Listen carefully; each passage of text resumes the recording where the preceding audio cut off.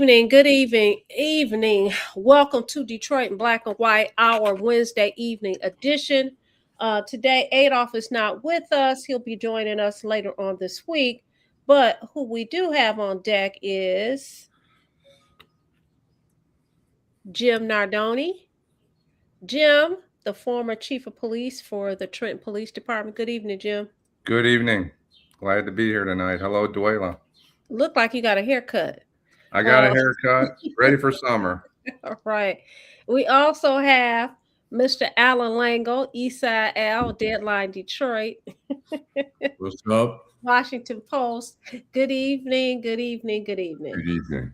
Good evening. So, if you guys are watching us, this is the greatest show on these YouTube streets. I'm a bit tired today, so I'm a little delayed. But this is the greatest show on the YouTube streets. What we want you to do is, you already know what we want you to do. We want you to like, subscribe, and share. Like, subscribe, and share. To subscribe is free. You can also join us in the comment section. If you don't want to join us in the comment section, you can always come into the room. Come into the room, Dorian. We appreciate you coming in the other day. Good evening, Dorian. Good evening, Edward Alt. Good evening, everybody. So what we're going to do is we're going to start off with, we talked before the show. Let's start off with, you want to start off talking about Cooley High. That seems to have been a hot topic this past, the last few days. Some people are upset that Cooley High will be basically torn down. What's your opinion about the whole thing, Allan? Well, it sounds like there were a lot of missteps there. There was an offer made to buy it, I think, in 2023. The public school system rejected that offer.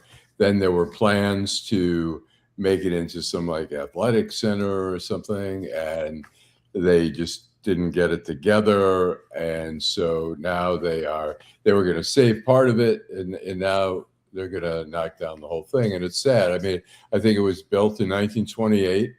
It closed in 2010. It's been empty all those years. And, you go to other cities. I remember being in Portland where there was a school that they turned into a nice hotel.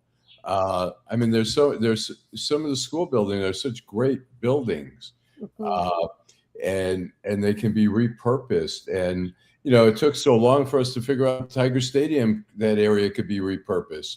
And they kept part of the field, and they built an apartment there. But it was sat there forever, and there were no plans. And if you go to other cities, they're always looking for ways not to totally knock down everything, but to take some of these historic buildings and do something, repurpose them in a great way. And, we failed to do that time and time again in the city here. It's just, I don't know. It sounds irresponsible. Okay. What are your thoughts, Jim? I just want to say hello. Thank you guys today. Vanessa and Allan, Janet Overall, Stephanie Jackson, Edward All, Dorian, and of course, Dwayla. I want to start here. Cooley, we have some viewers that went to Cooley. My dad is a graduate of Cooley High School. I don't know if he's a proud graduate, but he graduated from there in 1950. Mike Illich graduated from there. James P. Hoffa, James Rilla Hoffa's son, obviously. Milt Pappas, Ben Kelso, right? A Detroit legend. Milt Pappas, a pitcher? He did. Wow. Yes, absolutely did. I just want to go this way, right? It's a historic building in Detroit, like Allan says, and there's an article in Deadline Detroit. Allan wrote a piece on Deadline Detroit, which I think people should take a look at, because not everybody knows what's going on in the city. Not everybody knows, and this is the school board. This isn't the city of Detroit. It's the school board has made this decision. There was $1 million offer, Allan, is that right? I think so. And they decided that they were just going to tear the whole building down. And when you talk about the Hoffas and the Illich, whether you agree with them, these people are historic figures in the city of Detroit. And when Cooley High goes, a piece of Detroit goes, right? My high school's already gone. My dad's high school outlasted my high school. But it's tragic. I think it's terrible. I think Allan's right on. It's I rode the bicycles and we rode by the St. Regis, and I remember that the St. Regis was the place in Detroit, right? Right. Oh yeah, actors, right, Allan? Yep, no question. The people were there. David Bowie was there. I read a story about David Bowie some years ago at the St. Regis when he was an up and comer and was drunk, and the guys carried him back to his room. But we're losing these landmarks, and to me, it's tragic. I'll say that there is a place on Kirby Street, not far from I-75. It was built in 1922. It's called the Kirby Center Lofts. It was originally United Hebrew School. We're talking about 1922, and now they've converted them to lofts. And you go down the hallways and it looks like a school, but there are people living there, and it's like a hipster kind of loft. And there's a lot that can be done to repurpose some of these great buildings. Well, so here's the deal. So you have that building that's been sitting over there forever, okay? Blight, you talk about severe blight, you're talking about structural decay. I remember when I was in law school, I was still doing work for DPS, and I actually taught summer school. This was in the 90s. I taught summer school at Cooley High, and I was really shocked at how it was not in great condition. Right. As a matter of fact, I think they decided not to ask me to come back over there for a couple of reasons. I'm outspoken. I went in there and I'm teaching summer school. And one of the things that I noticed is that they had chains on the door to keep people from the outside, coming in the building. I understood that, but I also understood the fact that that's very dangerous to have us locked up in the building, And so, of course, me with my mouth, I said something about it. Of course, I didn't go back. I wasn't invited to come back. Okay. So I get, and like I said, this was in the 90s. So I get that it is in great disrepair. Okay. It's not in the greatest condition. And if you ride around, I don't know if you guys have been around in that neighborhood. You have some beautiful homes, but there are a lot of homes that people have not been able to take care of. So they're saying the DPS is saying that it would cost so much money for them to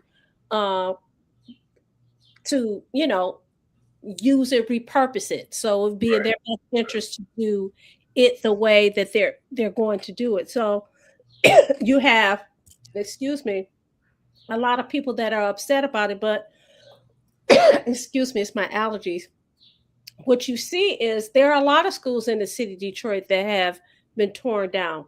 Kettering High School over on the east side off of I-94. They preserved the big K and moved it down the street a bit, but it's torn down. Excuse me. McKenzie High School torn down. So they did build another school, but it's not a high school. It's an elementary school and a middle school. But McKenzie in its glory days, it was a beautiful building. So the point that I'm making is they're doing that all over. And I know that people are really upset about it, Cooley was really famous because I don't know if you guys ever watched the movie Cooley High, but that is one of my favorite movies. Okay. Isn't Cooley High really? Didn't it take place in Chicago though? It really took place in Chicago. Absolutely. Yeah. It really took place in Chicago. But those people who went to Cooley, they always talk about the movie Cooley High. So, it's always, in my opinion, it's always a bit bittersweet because you have the taste of nostalgia and the memories and the good memories. But, you have to think about whether or not, is financially feasible for them to keep that building. I quite frankly was pissed that you had that big monstrosity over there. And to me, it was just a haven for all kinds of bad things to happen when you have people that live in that neighborhood. So for it to have sat there for all that time open like that, that's a problem. That's 16 how I years. Yeah, I mean, 16 years, nobody wants an abandoned long building yeah. in a massive abandoned building. But I guess the question is, they were unsure what it would take to bring it back to standards. But look, there are people out there with money, Dan Gilbert's, other people who, and people do innovative things. I saw it in DC, where some of the roughest neighborhoods, where the homicide rate was high and stuff, and developers went in there and took some chances and started building and created these nice neighborhoods. It depends. I just don't think there's enough. Like I say, Tiger Stadium, it was just mind blowing that it sat there for so many years, and they kept debating whether. And the train station is another example where there were orders to knock the train station down because it was blighted and rotted inside. And Ford Motor Company, which put a shitload of money into it, but we don't know the exact amount. They talk about the whole campus being $1 billion, but put at least $600 million into renovating it. It's just an amazingly beautiful building now. So it can be done, but it takes money. It certainly takes a lot of money. Yeah, it takes money. And I think that when they looked at it, I wonder how much consideration was given to the people who still live in the neighborhood, the people who own homes in the neighborhood. And again, I don't know if you guys have driven by. I'm one of those people who like to get in my vehicle, and if I'm in a certain area, I just drive around. I try not to. I don't do it at night, but I just drive around because you have memories of these different areas. So, Right. one of my cousins still owns a house, and the house is a really, really nice house. The neighborhood has changed. The neighborhoods have changed drastically, and that to me speaks to the powers that be, who decided that they were not going to invest in the neighborhoods. Yeah. So so we want to go to some of the comments because some of the people are commenting on the conversation. You want to take it, Jim? I can, whichever. If you'd like, I can do that. Derek Henry, don't forget the cast corridor. Good to see you, Derek. Miles Wilson, 6455. Family out there. Allan, Jim, Vanessa. Lady T on the ones and twos. Love you all. Keep killing it. We love you too, Miles. Thanks for taking the time. I know you're a busy man. Mr. 1213, the school board is lying. It would be the developer's money that they'd be used to repurpose it. Yeah, I was kind of curious about that, Mr. 1213. So, sometimes you can sell property and, once it's gone, it depends on how the contract's written, right? Attorney Moss, depends on how the contract's written. They could assume no responsibility there. Leonard Reed made a couple of great comments, 2911. There's still a lot of schools in Detroit that could be sold that are still up. Karen Winston, the majority of the older schools, Karen C., are full of asbestos and lead pipes and paint. Good evening to Mr. Duckett. We hope you're well. We hope you're not working tonight. On purpose. Where you been on purpose? 921. The Carmelo Anthony trials and the youth takeovers will make for a spring 2026 finale. I hope not on purpose. Why did they turn down the $1 million offer? Karen Winston. Indeed, Allan. Yeah, I don't know, Derek. There's Leonard Reed's other point, 2911. Good evening to you. This beautiful school was supposed to have been sold to the Life Remodeled, and they, DPS CD, backed off the deal. We as alumni, proud alumni probably, Mr. Reed,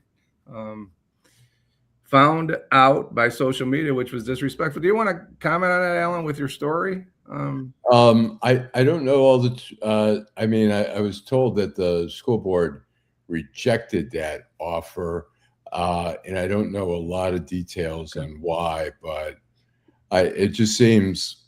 I don't know. It seems like, hey, $1 million for the school board.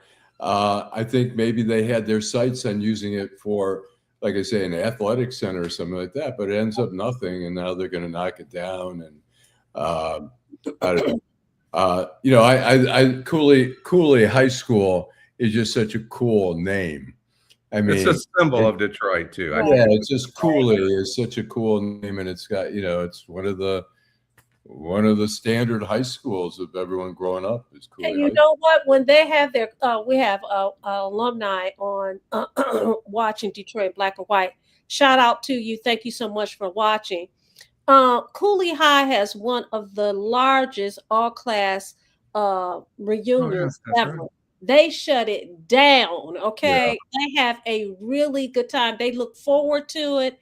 And when I tell you it's huge, it is huge. Mackenzie also has a huge Northwestern too, right? Northwestern. I'll be over there this coming Saturday. I'll be over there at Northwestern High School. But yeah, so and I get when he says that it was disrespectful, but you really don't know, because they really don't communicate very well with the public. Like, look, we're the school board, we make the decisions, and we tell you what we're going to do, and you either like it or love it.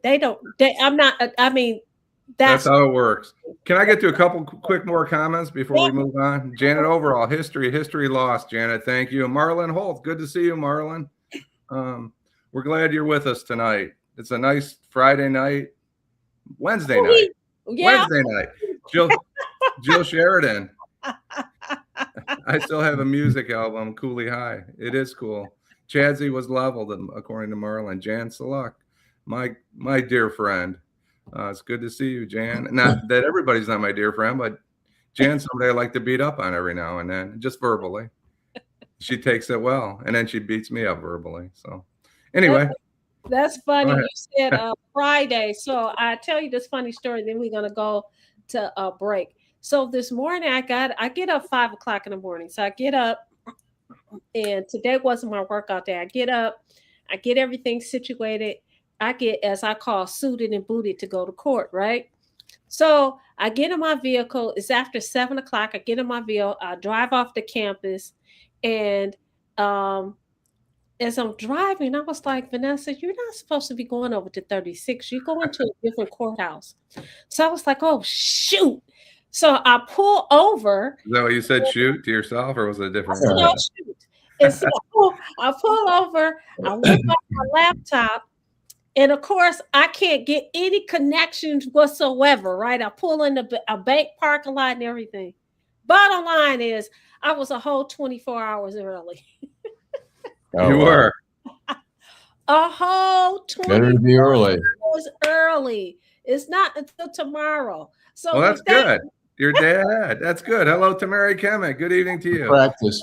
I was a day ahead or a day behind. Now I don't know where I am. Yeah, well, retired.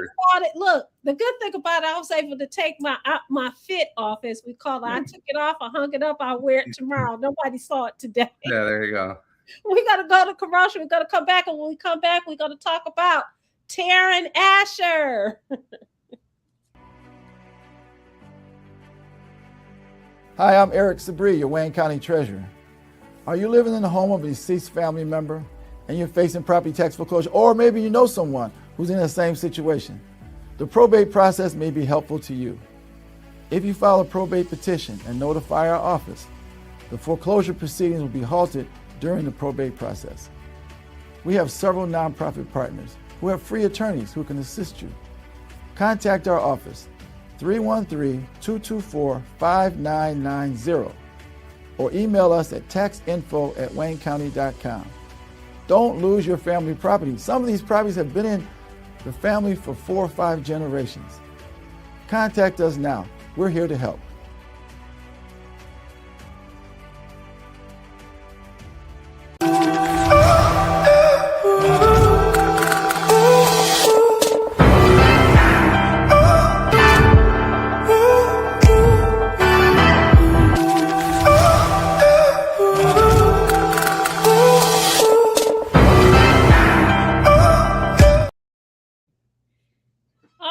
We're back, Detroit in Black and White, our Wednesday evening edition, our midweek edition. We want to give a shout out to all of you guys that have joined us in the comments section.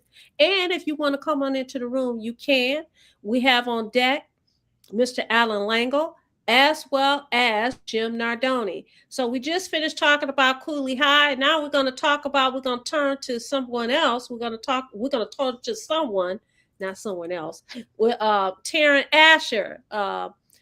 She was an anchor on Fox 2 News. Yeah. Is that correct? And she just went through a divorce from Jason. Yeah. They say he had a really bad attitude. They said it bad, and I'm saying it nicely, bad attitude and a heck of a temper. So she's, what is the lawsuit about? Is it discrimination, Allan? Jim? It's sex discrimination. She claims that she was treated differently because she was a woman. And her comparison was she was named when Yul Perkins and Monica left Fox 2.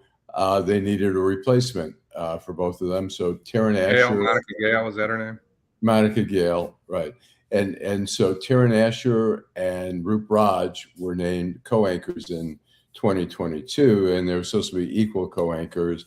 And she claimed that Roop Raj was getting all the interviews, and that they were supposed to split up interviews at times, and Roop Raj was getting more. And that here I'll read you. She says things started changing in 2025 when Paul McGonigal, the new general manager of Fox 2, came in, and it says, quote, this is from the lawsuit, around the time of Mr. McGonigal hiring, Asher noticed an alarming pattern of female employees in leadership positions being terminated and replaced by men, and further noticed that Fox treated Asher's male counterpart and co-anchor, Roop Raj, more favorably than her, among other things, providing Mr. Raj with more guest interview segment opportunities on the evening news than Asher. And there's some other things. And so she kind of rips into management in the lawsuit and sort of rips into Roop Raj as well. And so she's not asking for reinstatement. I think that's sort of that ship has sailed, but she's asking for an undisclosed amount of money for suffering and loss of reputation professionally. And so it's an embarrassment. I mean, as a lawyer, it's a threat that hangs over your head. If you don't settle this quietly, we're going to file a lawsuit and it's going to blow up in your face. And so it's not a good look for anybody, really. I mean, they allege that at some point on election night or whatever, there was something happening that she got put on leave of absence while they investigated, and said that she was screaming at people and stuff, and something she denies in the lawsuit. She said that Roop Raj talked to human resources and said she's just jealous. And so there's a lot of just has to be stuff. And they also say, even if she did what she did, even if she yelled or whatever, they list all these things of different reporters and managers who have done stuff like drunk driving, other kinds of, misconduct, and they were not let go. And so she's claiming disparate treatment and all that. So. Well, it sounds like a whole lot of drama. It sounds like it would make a good Netflix series. Well, behind the scenes of what's going on with Fox 2. I find it interesting that her now ex-husband, he had issues with Fox 2, right? WDIV.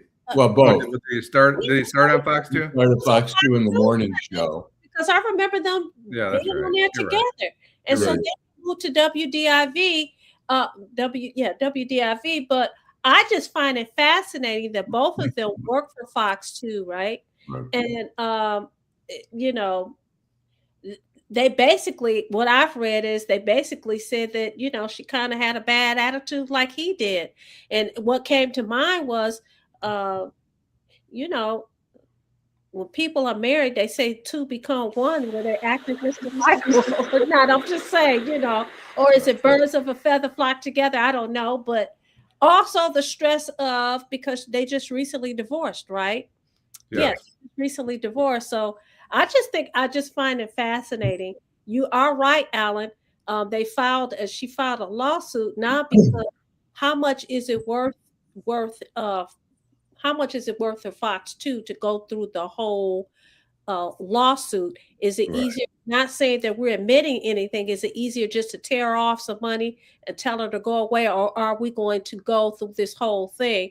Are we going to let them air out the dirty laundry? But even if they do, it may fare well. Because like I said, I find it fascinating. I want to hear about all the drama that's going on behind the scenes. I would love to hear, what's really going on back. And I want to make it quick. Go ahead, Alan. There's a Apple TV show, Jennifer Aniston, called The Morning Show. And there's all this drama that goes on and backstabbing and people trying to climb and stuff like that. And I think you see, I mean, look, we're talking TV with Right. people who have pretty healthy egos, people who are aspiring. And, I always found when I worked at the Detroit News, very collegial, except for a few people who were very super competitive, but most were very collegial. I got to the Washington Post where there were more prizes. There were foreign correspondent jobs. There were the White House. There was, domestic, Chicago bureau, LA bureau, all that. And so people start fighting more. And then you throw in at the Washington Post where you had a lot of Ivy Leaguers from Harvard, Yale, and they're taught. I always thought, the Ivy League schools teach singular accomplishment as opposed to collective accomplishment. The, Detroit News had a lot of Michigan State, Michigan, Wayne State, Central, where it was a little bit more of a collegial environment. And I think both she and Jason Carr were both MSU Michigan State graduates. Just a couple of comments, and then I want to just we are headed for a depression thanks to the Israel. I think that's what's really important to Mary Kemet. And thank you to Mary about the musicians over at Cooley that came through the Cooley system. There was lots of talented people that came through Cooley. DeBragg 921. Fox 2 is the worst. They only have a few tokens at a time. Thank you, DeBragg. Please don't rush the week, Edward. I'm sorry, Edward. I'm just confused. Jan thought you doing that was funny, Vanessa, so I won't tell you. Jan might do the same thing if you knew Jan. That's probably why she's laughing so much. Right. Well, Deborah Harris, hello to you. Good to see you tonight. We're glad you joined us. I just want to say this about Taryn Asher and Jason Carr. I wasn't on TV a lot, but there were a handful of times, and I had occasion to deal with the both of them, both Jason Carr and Taryn Asher. She was tougher when she was a reporter. When she became an anchor, she became a little softer. They were both respectful and decent to me. I thought they were very nice people, and I had an opportunity in a social setting to be with Jason Carr, and he was nothing but polite and decent too. So everybody has their bad side, but I don't want to identify these folks as bad people because I never saw it. Right. I was going to say, I think it's interesting that Taryn Asher. I mean, look, this has been going on for over quite a long time, since we're talking about 6 months or something.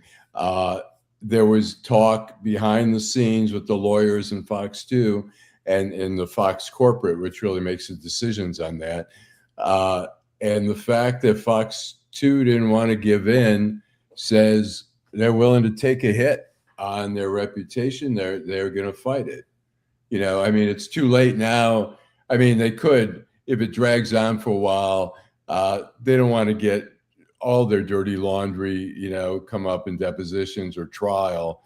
So there may be a incentive to solve it. But on the other hand, they've gone this far now. It looks like Fox 2 is digging in its heels and saying, we're going to fight you.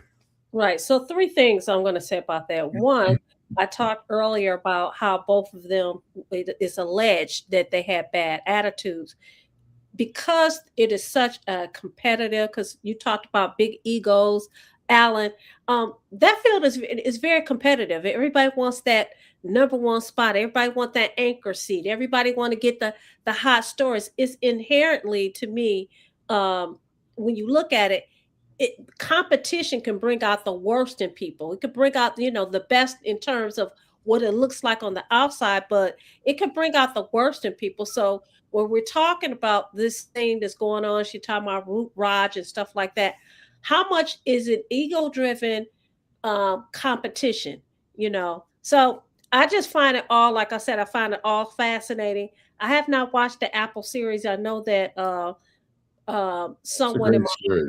has put it. I think I have Apple Television. I think they put it on, but I don't watch television that often. So, yeah. So that's all I have to say about that. They're both very talented people. I make no mistake; they are both very talented. Yeah, absolutely. They're very sharp on TV. I mean, Jason now has a YouTube channel where he goes to restaurants, and he's sponsored by Ben Johnson, a couple others, and I think if you get enough sponsors and your YouTube station really is blowing up, you can make some decent money. Dorian says, sounds like he said, she said by a bunch of sensitive egoists. Reminds me of Anchorman, the movie. Probably not too far from reality. Right. And Mary, she talks about President Trump. She said he cursed Netanyahu out yesterday. Like, okay. So we're going to do another break, because it's 9:01. We're going to cut to break. And you know what? Before we cut to break, when we come back, we want all of you guys to give a shout out to Lady T, because I didn't say good evening, Lady T. So let us join together and say, hey, Lady T. We're going to go to a break, and then we'll come back. Detroit in Black and White, our Wednesday edition. Hi, I'm Eric Sabri, your Wayne County Treasurer. If you're living in the home of a deceased family member and you're facing property tax foreclosure, the probate process can be helpful to you.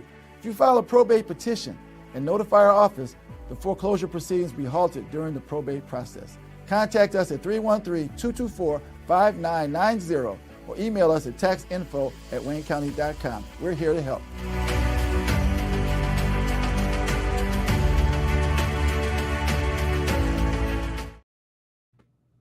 We're back, Detroit in Black and White, on Wednesday evening edition. So we just finished talking about Taryn Asher. Now we're going to go to the polls, the latest Senate poll for the state of Michigan. Who wants to start off talking about it? Please, Allan. There's an article in Deadline again. Right. There are two polls that have been out. So the polls they've been sort of all over the place. And one a couple polls ago had El Said ahead by a lot.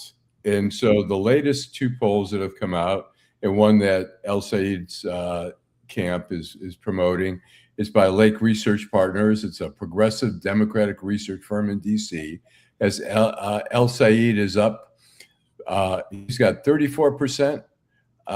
Haley Stevens has 31%, and McMorrow has 19%. Now, a second poll conducted on behalf of the League of American Workers, a conservative populist organization.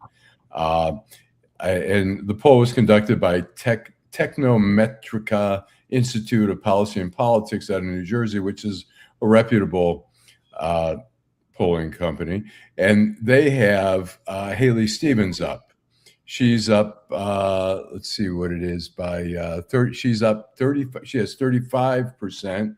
El Said has 31%, and McMorrow has 13%. And I think the polls are very similar. And what it really shows is that McMorrow is kind of losing steam, at least at this point. I mean, we've got the month of June and July, and that's about it before the primary, and then a few days into that. So, and then the poll with Stevens, where she's leading, it also has each one of the three candidates outperforming Mike Rogers in a hypothetical race.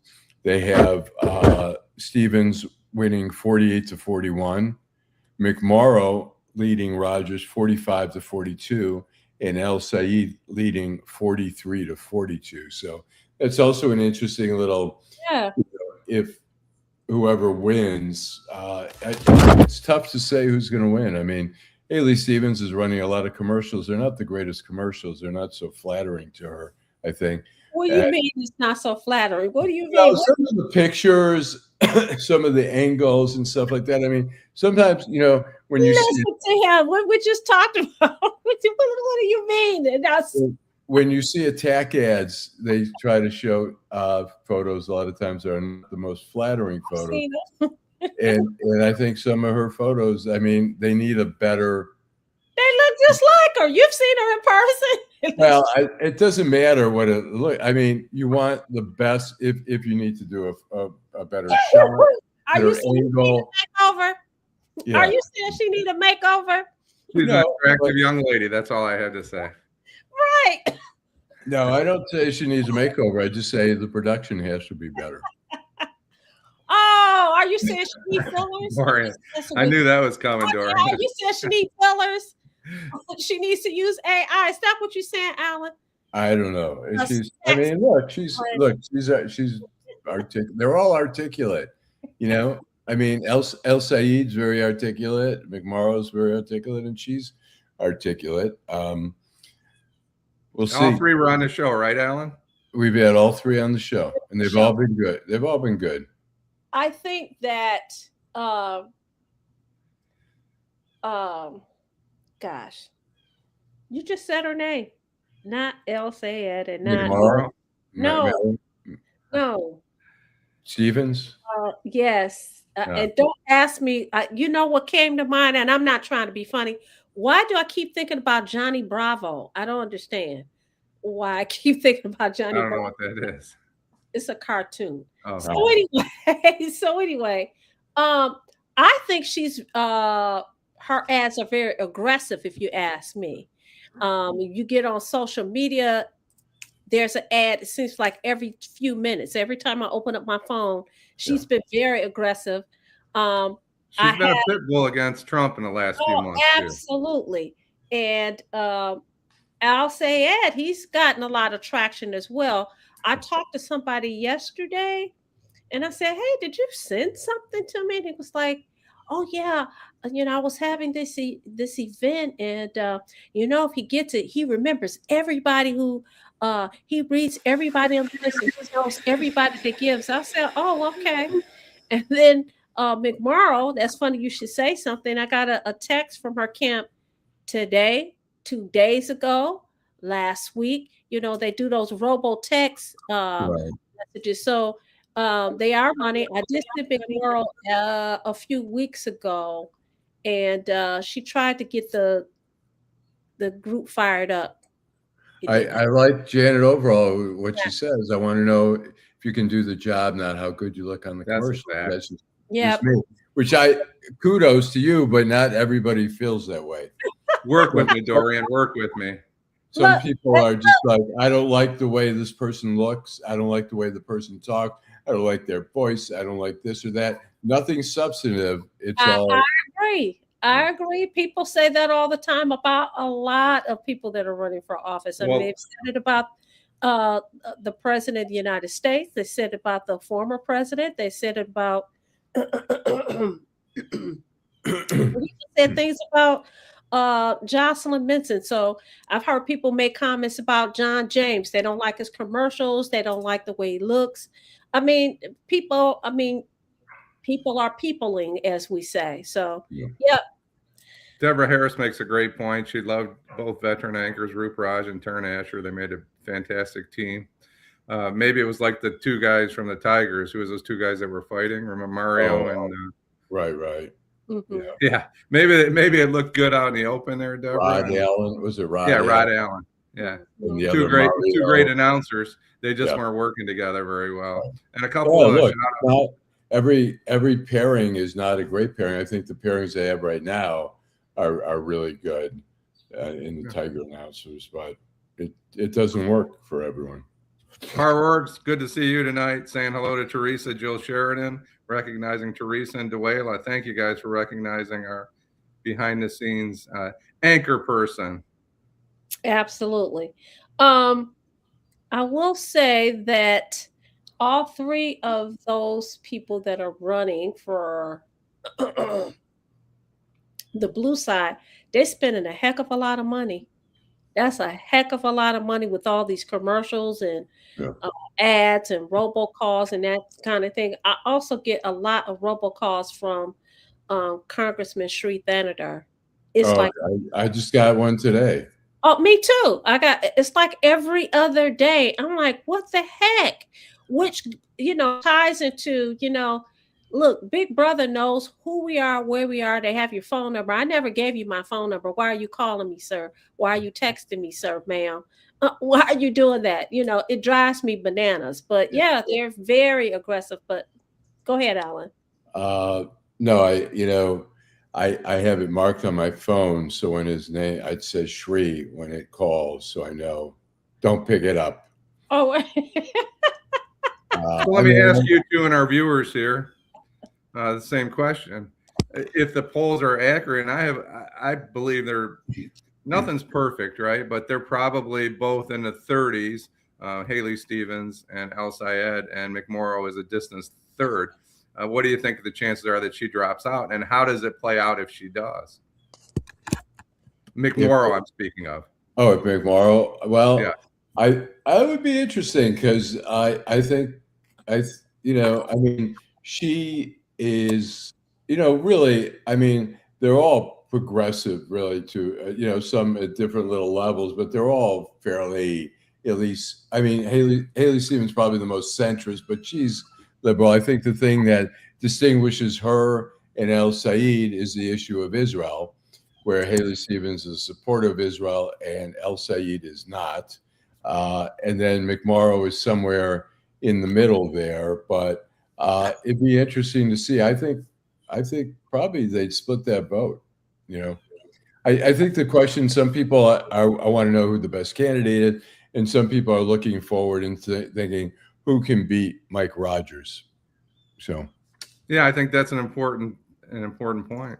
I think you're right, Allan. Sorry, Vanessa. I asked for your thoughts, so. Yep. Nope.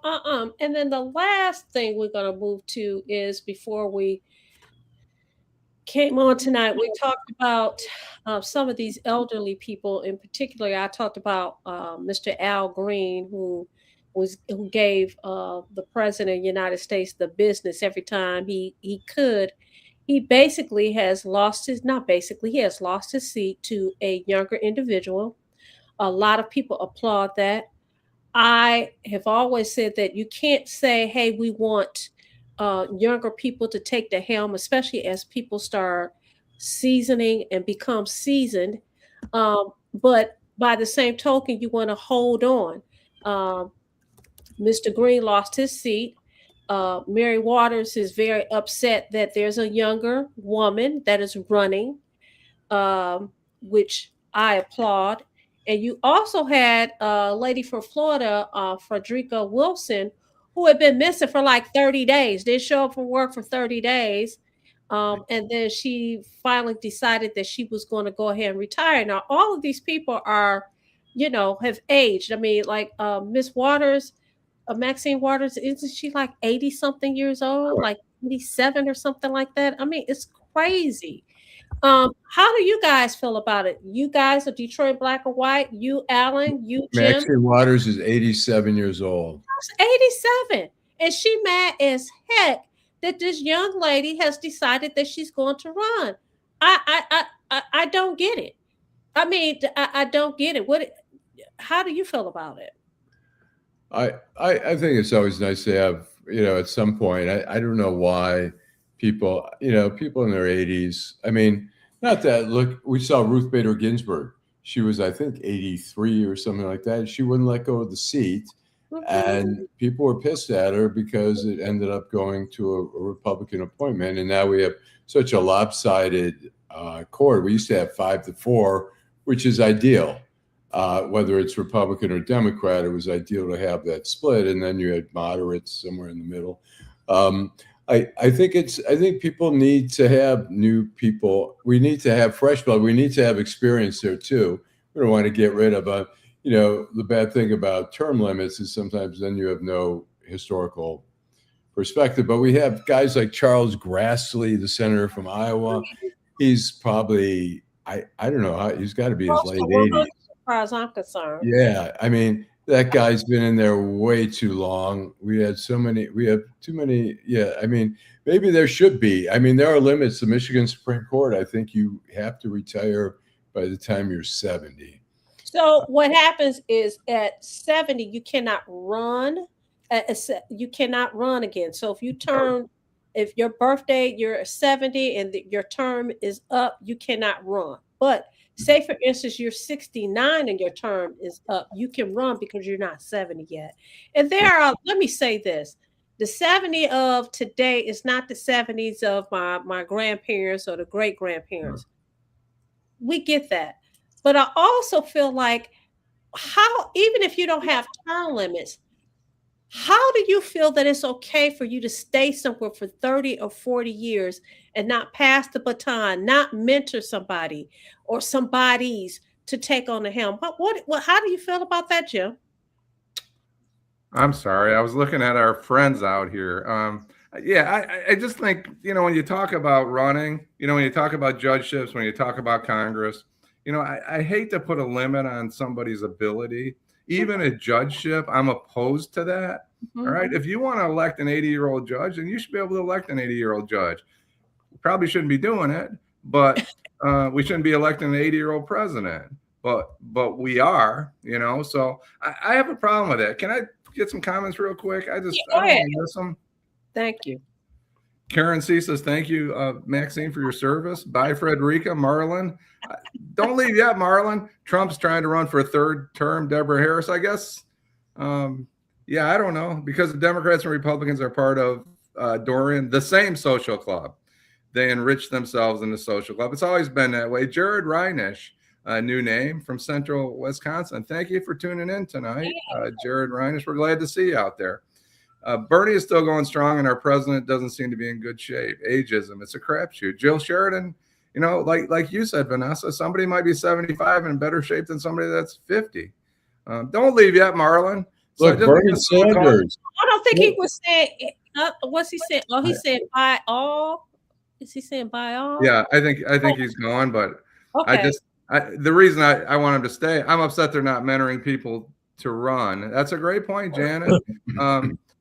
They don't want to give up the power. At 80, it's time to pass the baton and be a mentor. Dwayla, Janet, did El Sayed tell people to vote uncommitted? He did. He did. He did in 2024. And then he begrudgingly backed Kamala Harris because he said Trump is worse, but it was not much of an endorsement. And people always say, well, it's not, there's no difference. There's no distinction between the candidates.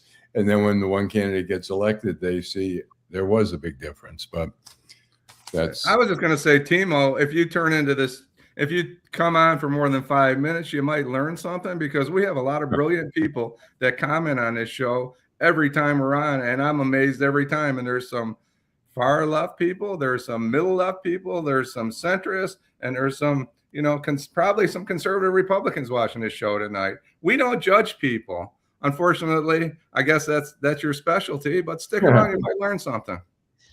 So while I say that, 75 today is not the same as 75. And while we don't have term limits when we're talking about Congress, as an individual, I'm thinking, you don't feel that it's time for you to say, hey, let me move out the way and let some fresh blood come in. You can still mentor on the sidelines. We can still get that experience. That's the purpose of your mentoring. I just think it's just personally, I think it's selfish to stay somewhere 30, 40, 50, 60 years. And somebody got to roll you in. What was the lady who passed away in California? It was clear Feinstein. Exactly. Dianne Feinstein. Cognitive issues. Are you freaking kidding me? And guess what? The taxpayers were still paying her. Mitch McConnell. Okay, exactly. And really, Joe Biden should never have run for even thought about a second term. Exactly. I mean, and I have to say, shame on the press for not exposing and you that. said a second term. I'm like, how long has he been? How long has he been in federal government? How long? Sure. Forever. But we don't take. We should not take the rights out of the people, the hands of the people to support who they want to. That's my issue. I just don't. I agree. I agree with what everybody's saying. They should mentor new people, right? We should have a house full of 45-year-old Congress people and maybe a house full of a Senate full of 60s, 50s, 60s. That would probably be better, but that's not up to me. That's up to the voters, and it should be up to the voters. But I want to go back to Bernie Sanders if we could. Do we have time to talk about the story, Allan? Is it okay, or you want to wait until the weekend? Oh, Marlon was saying by Al Green. He said by people. Yeah. By Al Green. Okay. I just didn't want him. I didn't want to be upset because he thought somebody identified him as a libtard, because I know that ain't Marlon. No. Or what somebody perceives as whatever they perceive. So a guy named Mike Nelson in the Atlantic this week wrote an article, and I just thought it was fascinating. I think it's outrageous, but I want everybody else to tell me what their opinion is. And the article is titled "Condemning a Nazi Tattoo Shouldn't Be This Hard." For decades, Nazism and anti-Semitism underlying it have been marked 0 by the Kelvin scale of villainy, the metric against which all evil is judged or compared. So we have a guy up in Maine, and I like to get people's opinion. I don't care if he's a Democrat. To me, he sounds more like a white supremacist. But he has a tattoo on him, and he got a tattoo, and his claim is that he got a tattoo of the SS. He didn't know what it was. The enforcers, the executioners of the Holocaust, right? And he's running for U.S. Senate. So the Free Press, not the Detroit Free Press, made a comment that Plattner's challenges, his name is Plattner, make him relatable to regular people. John Fetterman said, the U.S. Senator from Pennsylvania said, his popularity was evidence of rising anti-Semitism in the Democratic Party. Well, here's my question to you and everybody out there. I've never had a tattoo, but I can tell you his answer is he didn't know what it was when he was 20. We've come a long way in being able to take tattoos off our body. You'd think that he would be, if he was 25 and he learned that he was 30, that he was representing the Nazis, that he would have run right down to this whatever doctor and get that thing ripped off his body. On his body, he's representing the Nazis. And I'd like to know what everybody thinks about it. Well, I'm gonna stir the pot a little bit. Yeah, in this day and age, you can get it removed, but they say it's very, very hurtful. It hurts. It takes a lot to get it removed. And maybe, how old is this guy? He's 41. He's running against Susan Collins. Well, he will be. Is he the only one left in the race on the Democratic Party? Okay. Coming up for the primary, and then they expect he and Susan Collins will face off. His name is Graham Platt. So I'm just gonna say maybe he feels like it's too painful to remove. Very wealthy too, so he's got the money. He can't say I don't have the money, right? He's an oyster farmer. I would say, look, if you have something that offensive on your body, take a little pain. Man up and take care of it. You did something very foolish and offensive, and it's fine. Look, anybody could do that. Who cares? But when you're running for office, it's like, I don't get it. It's like anybody can, you can cheat, you can do whatever, you can embezzle, whatever. That's your business. And it becomes our business sometimes when you do that. But if you're I would not run for office if I had that much baggage. And if you're running for office and you have that, Nazi symbol on your body, take a little pain. People take it. It's not like excruciating torture. I'm sure they have some pain to it, but so what? You did something very stupid, and unless you don't think it's stupid and you're proud of it, So, and Jill makes the point about Pete Hegseth. I agree. Right. So what if, I always say, listen, if this is how you feel, I'd rather know who you are than who you try to pretend that you are. So I'm like you. If that's how you really feel, then stand on it, and you're going to take the lumps that go along with it. Now, I agree with you, Allan. I agree with you, Jim. If that's not how you feel anymore, and the guy's only 40 years old, then you need to think about removing it. Well, Please. the story is Bernie Sanders is right behind him, right? Bernie Sanders is one of the people that are really pushing this guy, and it's just outrageous, right? You have a symbol of Nazism on your body, right? I know guys that get their Harley, I'm not getting a Harley Davidson tattoo because I have a Harley Davidson. I think that's ridiculous. And people do it for attention, right? Why do people get tattoos? They get tattoos so people can see them, right? Typically. Some people don't. It depends on where it is. Well, yeah, I get it, but people put them in places that they don't think anybody's going to see them, or they want people to see them there, right, Vanessa? Right. Maybe in a little discreet position. Right. It says Dorian Denard says he knew what he was doing when he got it. Well, I find it interesting that Bernie Sanders is supporting him, and Bernie Sanders is the same one who calls himself relating to people and saying things like, well, I grew up in the ghetto. Dude, I don't even know how old you are anymore because I've lost count because you are, you are very well cooked. But the ghetto that you're talking about that you grew up in is not the ghetto of today. So stop the cap, dude. Stop the cap. So now you're supporting this guy, man, whatever. And they call Bernie Sanders a progressive. Let's just talk about the individual, Allan. Who would do that? Yeah, I don't know. Bernie Sanders. I don't want to talk about his politics. I want to talk about his tattoo. Yeah, I don't care what he believes in. I know what he believes in. He has a symbol of Nazism on his body. Yeah, and you know what? It's so weird today. Like, what matters to one person, other people couldn't care. It's like, this guy was caught with sex texting with a bunch of people, and it came out. Does that matter to anyone? Well, we have a president who's had 3 wives, and he's cheated on every one of them, and nobody seems to care. We have Paxton, the attorney general, running for Senate in Texas, and he's cheated on his wives. And, I'm sure a lot of people aren't going to care, and some people will. So I don't know. The Nazi tattoo, some people are going to be really bothered by it, and other people are going to be like, yeah, who cares, Well, and that's the take. Right. I mean, that's